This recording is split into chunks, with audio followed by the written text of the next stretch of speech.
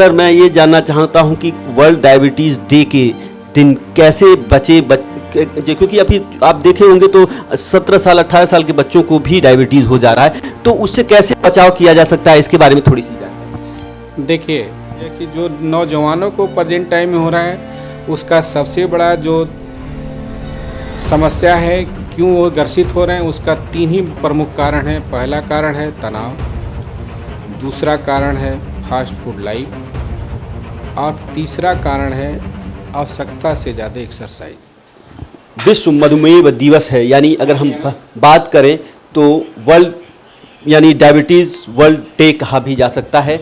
विश्व में ये बीमारी कहीं ना कहीं हर एक घर में आपको देखने को मिल जाएगी।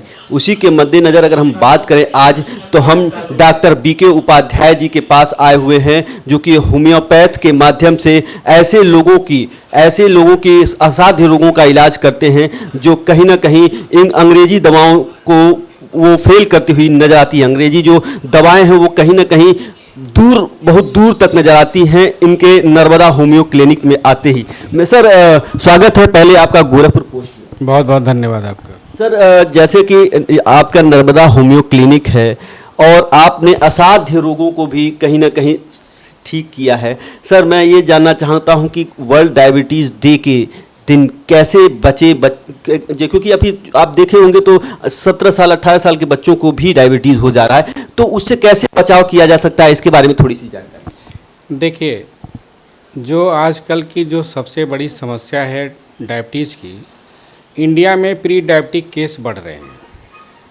इसमें समस्या क्या होती है कि जब शुगर बढ़ती है तो इसका मतलब है कि इंसुलिन का फार्मेशन नहीं हो रहा है।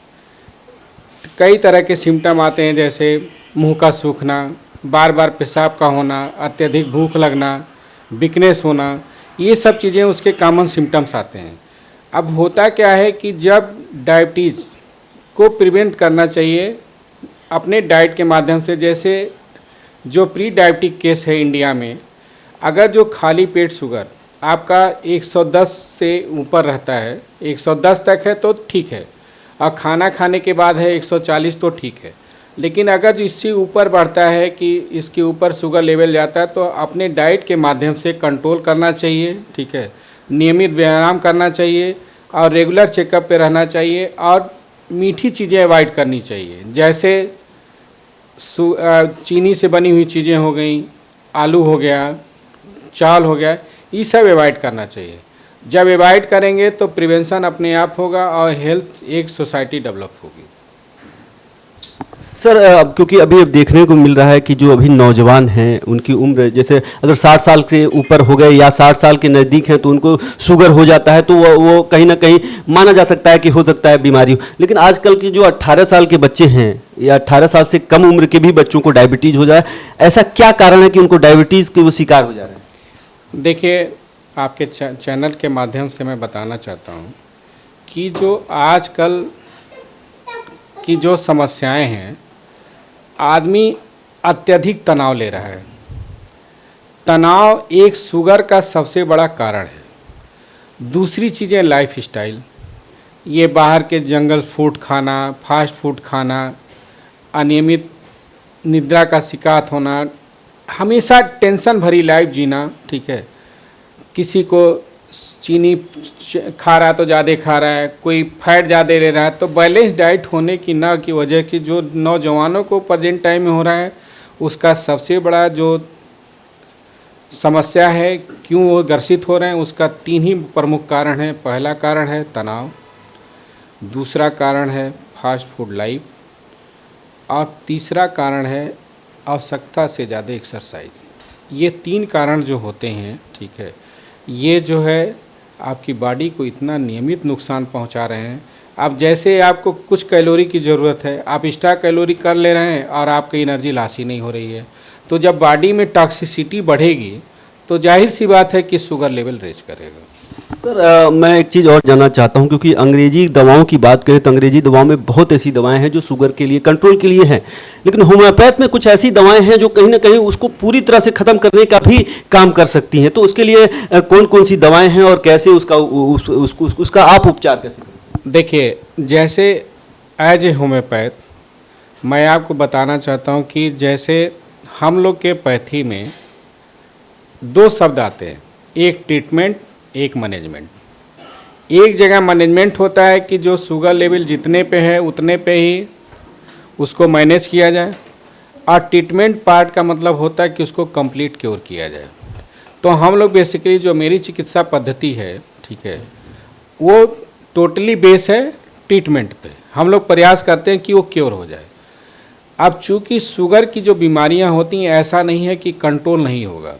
अगर जो आप नियमित हल्की फुल्की एक्सरसाइज करते हैं, अपने डाइट पे कंट्रोल करते हैं, सब चीज़ पे कंट्रोल रहेगा तो आपका शुगर भी मेंटेन होता है। हमारे में बहुत सारी मेडिसिन है, जैसे जेमना सेलेबस्टर है, सीजेनियम जम्बोफोलिकम है, एसिड नाइट्रिकम है, आर्सेनिक एल्बम है, ठीक, बहुत सारी मेडिसिन है जो मदर टिंचर के फार्म में आती हैं, डाइल्यूशन के फार्म में आती हैं, जिनको प्रिवेंशन किया जाता है। लेकिन रिपोर्ट के आधार पे उनका पूरा मैनेजमेंट किया जाता है कि आपको क्या खाना है, क्या नहीं खाना है, रेगुलर चेकअप में क्या क्या चीज़ें करवानी है।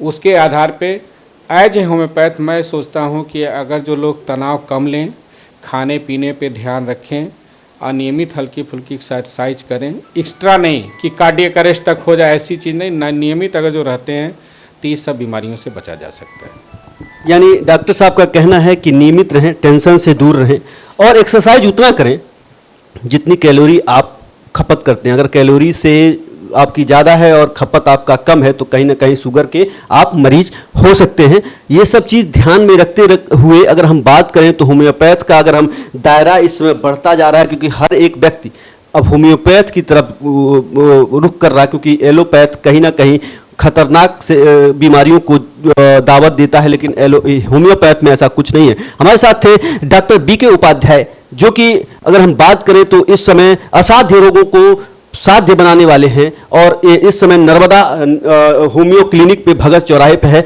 एक बार जरूर यहाँ पर आएँ, इनसे कंसल्ट करें और अगर कोई भी बीमारी हो, असाध्य से असाध्य बीमारी हो, तो उसका भी एक बार इनसे जरूर सलाह लें और उसकी अच्छी आपको ट्रीटमेंट देखने को मिलेगा। आप देख रहे हैं गोरखपुर पोस्ट, मेरा नाम है सतीश शुक्ला।